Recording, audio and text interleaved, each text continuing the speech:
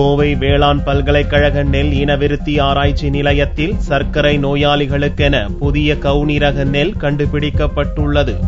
கோவை தமிழ்நாடு வேளாண் பல்கலைக்கழகத்தின் கீழ் செயல்படும் நெல் இனவிருத்தி ஆராய்ச்சி நிலையம் மூலம் 51 வகை நெல் ரகங்களும் 4 வகை நெல் ஒட்டு ரகங்களும் கண்டுபிடிக்கப்பட்டுள்ளன.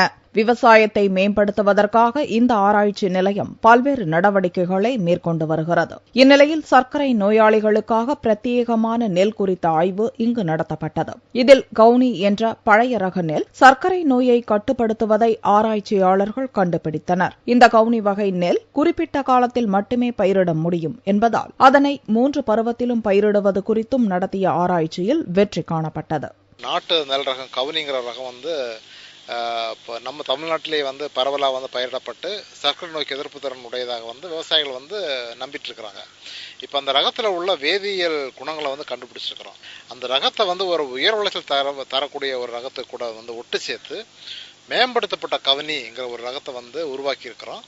இந்த ரகத்தில் உங்களுக்கு இப்போ மாவு சத்து பொதுவாக இந்த கார்போஹைட்ரேட்னு சொல்கிற மாவு சத்து கம்மியாக இருக்கும், நார் சத்து அதிகமாக இருக்கும், அந்த குளுக்கோஸ் ரிலீஸ் பண்ணுற அந்த அந்த அந்த இதே குறைஞ்சிரும். இந்த மாதிரி பல குணங்கள் இருக்கிறதுனால இப்போ புதுசாக உருவாக்கி இருக்கிற மேம்படுத்தப்பட்ட கவுனிங்கிற ரகம் சர்க்கரை நோயாளிகளுக்கு சாப்பிடக்கூடிய அளவில் இருக்கும். இப்போ நம்ம கண்டுபிடிச்சிருக்கிற புதிய கவுனி ரகம் எல்லா பருவத்திலையுமே பயிரிட முடியும், மகசூல் அதிகம் கிடைக்கும், சாயாத தன்மை உடையது, பூச்சி நோய்க்கு எதிர்ப்பு திறன் உடையது. அதனால விவசாயிகளுக்கு வரும் காலத்தில் லாபகரமாக இருக்குங்கிற ஒரு நம்பிக்கை எங்களுக்கு இருக்கு.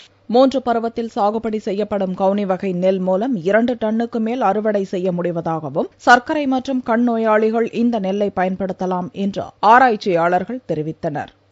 இந்த கவுனின்ற நெல் ரகத்தை பல பரிசோதனைகளுக்கு உட்படுத்தும் போது மாவுச்சத்து மற்ற வெள்ளை அரிசிகளை விட ரொம்பவே கம்மியா இருந்தது. இந்த கவுனியில 65% 60 to 65% தான் மாவுச்சத்து இருக்குது. அதுவே நீரிழிவு நோய்க்கு எதிரான ஒரு ஸ்ட்ராங் ஒரு மிகப்பெரிய காரணம். ரெண்டாவதா இதுல டயட்ரி ஃபைபர்னு சொல்லுவோம், நார்ச்சத்து. அது மற்ற வெள்ளை அரிசிகளை விட கம்பேர் பண்ணும்போது 2 டைம் 3 டைம் அதிகமா இருக்கு, 3 மடங்கு அதிகமா இருக்குது. அது இன்டைரக்ட்லி மறைமுகமா சர்க்கரை நோய்க்கு எதிரான ஒரு நல்ல பாசிட்டிவான பாயிண்ட். இந்த கவுனியில பாத்தீங்கன்னா அந்த நம்ம ஜீரண மண்டலத்துல உள்ள என்சைம்ஸ், நொதிகள்னு சொல்லுவோம், அந்த ஆல்பா அமைலேஸ், ஆல்பா குளுக்கோசிடேஸ்னு 2-3 மிகப்பெரிய அந்த நொதிகளை கட்டுப்படுத்தும் தன்மை இந்த கவுனியில இருக்குது. ஃபீனாலிக் ஆசிட்ஸ்ங்கிற ஒரு காம்பவுண்ட் ரொம்பவே அதிகமா இருக்கு.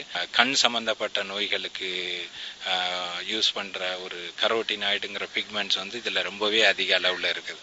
இந்த நெல் ரகத்தை விவசாயிகள் வரும் ஆண்டுகளில் பயிரிட்டு விவசாயம் செய்யும் வகையில் தங்களுடைய ஆராய்ச்சிகள் நிறைவடைந்ததாகவும் நெல் ஆராய்ச்சியாளர்கள் கூறினர்.